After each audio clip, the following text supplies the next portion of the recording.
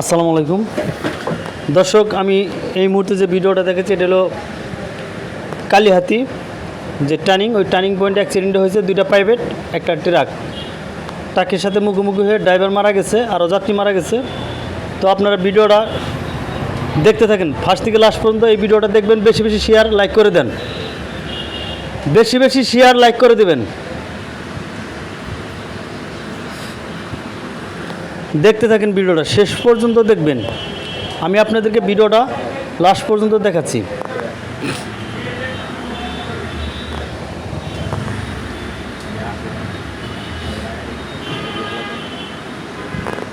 দেখতে থাকেন।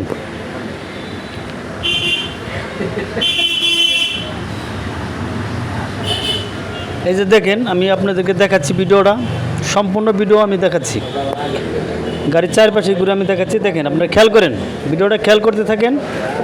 সামনে ধাক্কা দেন না, শেয়ার করে দেন, লাইক করে দেন, কপি লিঙ্ক করে দেবেন, এটা লিঙ্কে দিয়ে দেবেন।